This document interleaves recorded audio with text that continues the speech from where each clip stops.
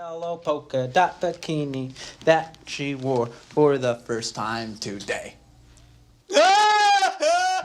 Premiering in 1987, Revenge of the Nerds 2 was rushed into production after the first film's surprising box office triumph turned the franchise into a studio priority.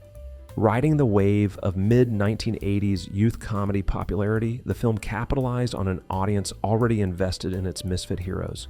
Here are the top 10 weird facts you may not know. Oh, and did you know that there is a strange connection between Nerds 2 and Gilligans Island? Yep. Stay for the bonus and get the scoop. You got the looks of a Kennedy and the brains of an Einstein. And the prowess of a Skolnick. Number 1. Nerd culture was changing. By the time the sequel was filmed, the cultural image of nerds was evolving. Technology was becoming more mainstream. Writers attempted to reflect this shift in tone. Some critics later felt the sequel struggled to capture the original's underdog charm. Wormser, is this changing climate affecting your allergies? Well, so far I'm a little clogged. I wish I had some Hexadol. Why don't you just blow your nose on your shirt? That's what I do. Number 2. Gilberts reduced screen time. Anthony Edwards was reluctant to return for the sequel. Although he was contractually required to appear, the filmmakers reworked his role to accommodate his reservations.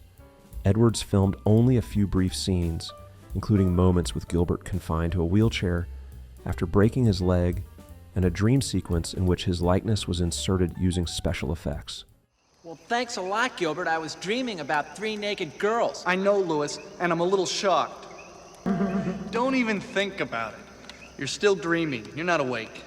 Hey, what do you know, Gilbert? I know you're acting like a complete weenie. Number 3. MTV was still a fresh and influential force in youth culture during the production of Revenge of the Nerds 2. As part of the film's promotion, the network launched a contest called MTV Body Snatchers.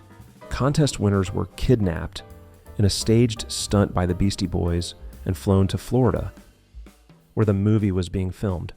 Once there, they were given the chance to appear as extras in the sequel. Yep, the 80s was definitely a strange time. You could be in conference.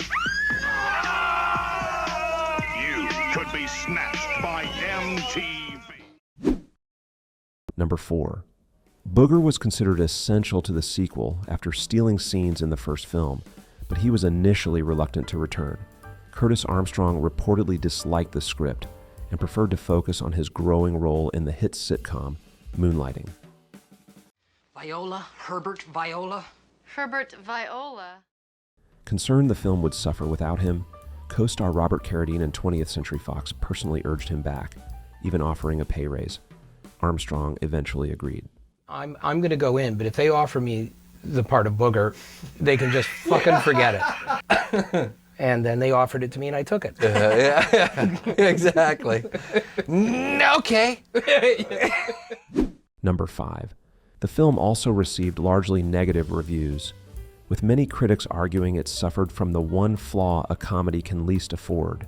It simply wasn't funny.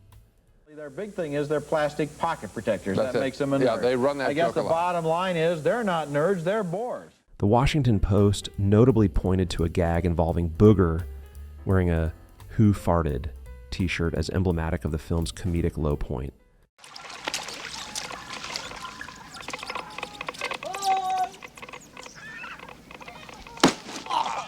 Oh!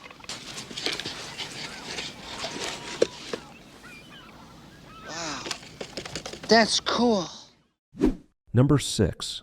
Robert Carradine and Curtis Armstrong once developed the idea for a reality competition series centered on nerds facing off in various challenges, inspired by elements from the original film. The concept eventually gained traction years later. In 2012, it became the reality game show King of the Nerds. The series ran for 3 seasons, bringing the franchise's spirit into a new format. Tickets? Check. Check. Money? Check. Prophylactics? Check. Number 7. Julia Montgomery declined to return as Betty after reading the original script, which included a scene showing her character cheating on Louis. She believed this contradicted the personal growth Betty had undergone in the first film. In the film, Lewis is seen packing a photo of Betty early on, suggesting they are still together, before he later becomes involved with Sonny. You know, I know a thing or two about computers myself. Maybe I could help you. I've already spotted your problem. It's stroke technique. Excuse me? Stroke technique, so you have to arch your fingers. Number 8. Costumes were deliberately exaggerated to match contemporary fashion. Neon colors and bold patterns dominated design choices. Stylists wanted the film to feel modern and vibrant. Today, these looks serve as time capsule visuals. God, you know, Raj, we must be dreaming. Nah. If we were dreaming, I'd have a boner. Number 9. After Revenge of the Nerds became an unexpected box office hit, it seemed like the perfect time to quickly develop a sequel. However, 20th Century Fox had an informal policy against producing sequels at the time. That changed when Leonard Goldberg became the studio's new president and decided to move forward with the project. He reportedly called the sequel a no-brainer. To truly hack a loogie, one must not retrieve the phlegm from the throat, but from the soul.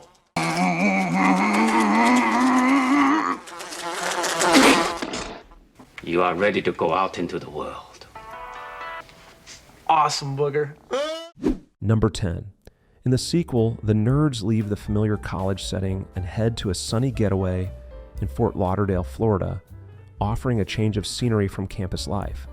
The original script, however, had them traveling to a convention in Mexico. Producers ultimately decided that filming in Florida would be faster, more cost-effective, and logistically simpler. As a result, the story's location was shifted from Mexico to Fort Lauderdale. And over here, this is your room. The Ricky Ricardo suite.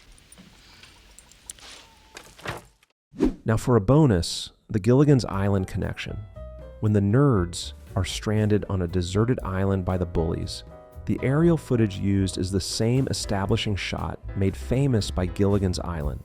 The familiar view had already become iconic to TV audiences long before the sequel was filmed. For sharp-eyed viewers, the scene creates a surprising and amusing pop culture crossover moment. So pass through these doors. And to uphold all the values that we hold dear to the Tri-Lambs. I do.